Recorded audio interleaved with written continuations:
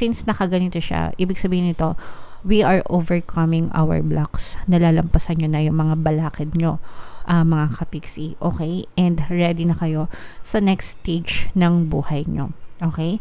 And eto guys, nararamdaman ko for some of you, once na mawala itong mga balakid na to sa inyong buhay, kahit saan yan guys, kung ano man, kung saan man kayo naka-resonate, kabuhayan nyo, sa trabaho nyo, sa abundance nyo, sa love life nyo.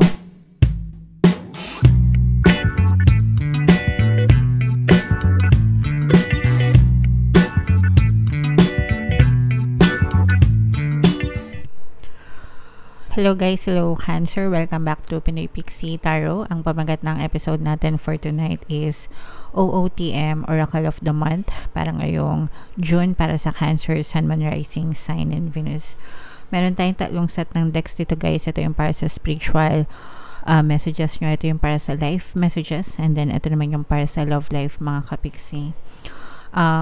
Combination ng positive energy and negative. Pwede mag-resonate, pwedeng hindi. Kung ano na lang yung naka-resonate sa inyo guys, take that message. So, unahin natin tong deck na to. Tingnan natin yung mga mensahe sa inyo, Cancer. Trust the Niggle.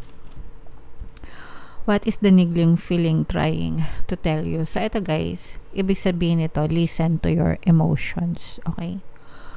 Yung emotions na nararamdaman nyo, gagamitin nyo siya as feedback, para malaman nyo kung ano yung iniisip nyo. Kasi, yung emosyon nyo guys, sumusunod yan palagi sa pattern of thoughts nyo. Ibig sabihin, pag maganda yung nararamdaman nyo, maganda din yung iniisip nyo. Kapag pangit yung nararamdaman nyo, pangit din yung iniisip nyo. And kapag maganda yung nararamdaman nyo, okay lang yan. Kasi gusto natin yan. Positive yung impact nyan sa ating buhay. Pero pagka negative yung nararamdaman nyo, kailangan nyong tapikin yung sarili nyo. Uy, pangit ng nararamdaman ko ngayon. Bakit ganito yung nararamdaman ko? What am I thinking? Anong iniisip ko? Okay? And then, kapag nalaman nyo na yung ugat ng iniisip nyo kung bakit ganyan yung nararamdaman nyo, ask yourself again, bakit ko to iniisip? Makakabuti ba sa akin to o makakasama sa akin to? Okay? Kung makakabuti, wala namang makakabuti na pangit sa pakiramdam, di ba? Lahat na makakabuti, maganda sa pakiramdam. Pero kung masama yung makakasama siya sa inyo, masama sa pakiramdam, makakasama siya sa inyo, then stop thinking about it. Okay? Kailangan mo magkaroon ng disiplina, mga kapiksi, para hindi ka mag-spiral sa mga negative thoughts. Iwasan yung matrigger, guys, sa mga negative na nangyayari sa buhay nyo. The more na natitrigger kayo, the more na binibigyan nyo ng negative na kahulugan yung mga bagay, the more na negative yung nararamdaman nyo, the more na negative yung ma-experience nyo sa inyong buhay. Okay? So, yun yung ibig sabihin ng what is the niggling feeling trying to tell you? Anong sinasabi ng emosyon nyo, kapiksi? Okay? So, sana naintindihan nyo. Pero as cautious creators, no, ng inyong buhay, bilang kayo ay may contribution sa creation ng inyong reality, dapat palagi kayong aware, guys, sa mga bagay na nararamdaman nyo. Dahil yan yung mga bagay na pinagbubuhusan nyo ng attention nyo. Okay? Alright. So, yung next naman, guys, is para sa life messages. Comment down below, guys, if feeling nyo naka-resonate kayo dyan. Sa life messages, guys, shuffle natin to. Habang sinashuffle natin to, panoorin nyo muna yung video natin regarding sa ating paano mag-manifest ng abundance video course. Kapiksi, sawa ka na ba sa mga struggles at hirap sa buhay mo? Masipag ka ba at masikap sa buhay ngunit hindi ka pa rin umaasenso? Ilang beses ka na bang nag-attempt magnegosyo at mag-invest pero palagi ka pa rin nalulugi? Sa pagkakataon na ito ay maaaring may subconscious beliefs ka na nagiging balakid sa iyong pag-unlad at pagyaman. Introducing, paano mag-manifest ng abundance video course.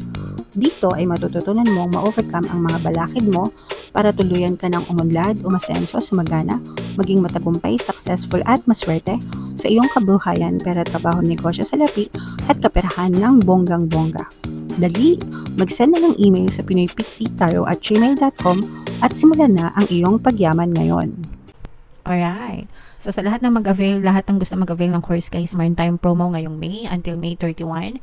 Magbibigay ako ng 1 free pampaswerte sa Bing Manalo, kaya naman ay 200 pesos na discount sa lahat ng gusto mag-avail ng course, guys, until May 31. Kaya mag-avail na kayo. And meron din tayong email coaching, manifest your desires using the law of attraction. If meron kayo, guys, na specific na gusto nyong i-manifest, pwedeng love and relationship, pwedeng money or career, guys, pwede kayo magpabook ng email coaching session with me. Mag-send lang kayo, guys, ng email sa pinoypixietarot@gmail.com.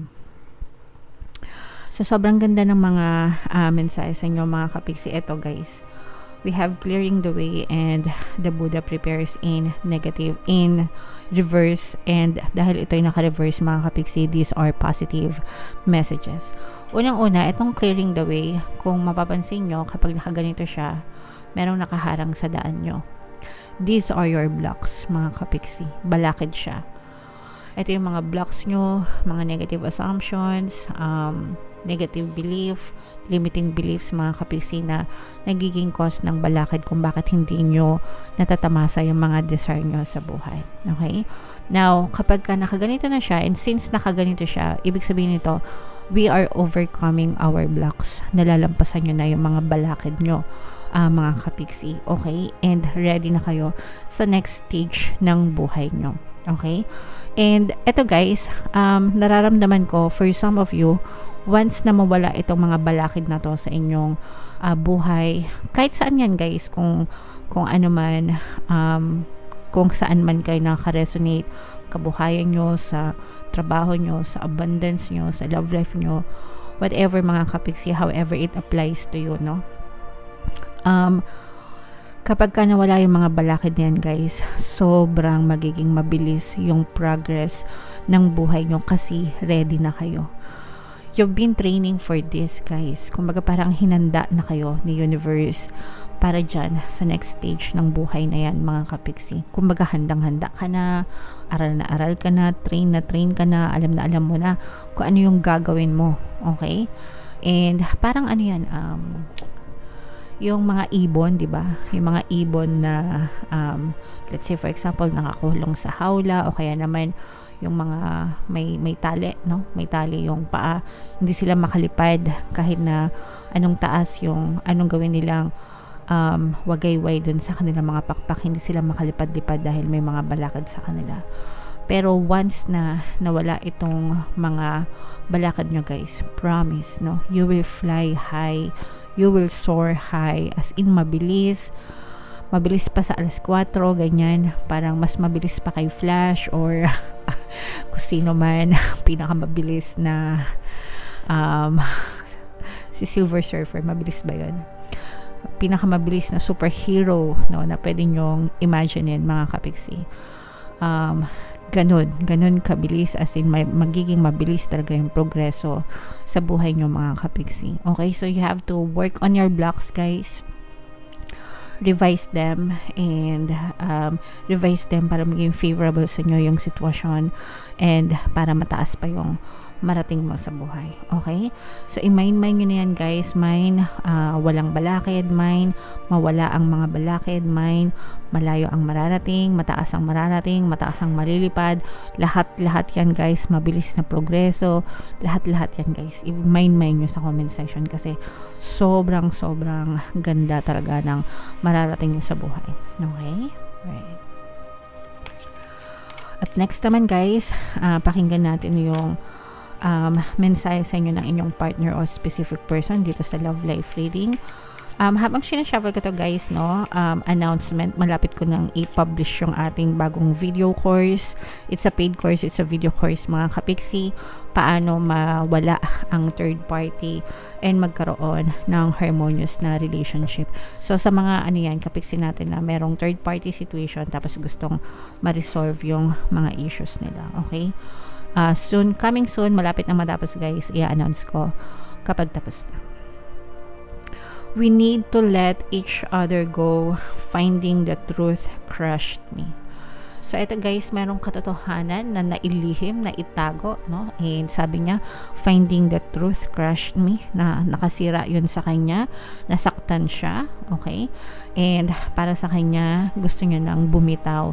We need to let each other go, mga kapiksi. Depende guys, pwedeng kayo yung may kasalanan, pwedeng sila din yung may kasalanan, pwedeng kasalanan nyo parehas, kung ano man itong truth na sinasabi niya or nalaman niya na katotohanan guys, but it definitely had an impact dun sa inyong relationship and dun sa kanyang feelings para sa inyo guys. And right now yung person mo gusto niya nang mag-let go. For some of you, pwedeng naka-let go na ito.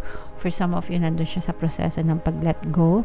For some of you, pwedeng kino-convince ka na niya na mag-let go din, mga kapiksi. Okay? Pero letting go, setting each other free, for now, parang tingin natin is yun yung makakabuti dito sa sitwasyon nyo. But syempre, depende yan sa pinagdadaanan nyo guys. Kayo lang yung nakakaalam ko ano talaga yung pinagdadaanan nyo, mga kapiksi.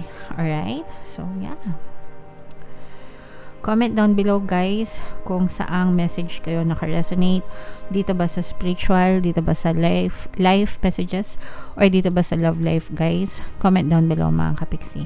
Ito yung ating mga pampaswerte subliminals. Pakinggan nyo guys para makatulong sa inyo. And ito naman yung ating success stories ng paano mag-manifest ng abundance video course.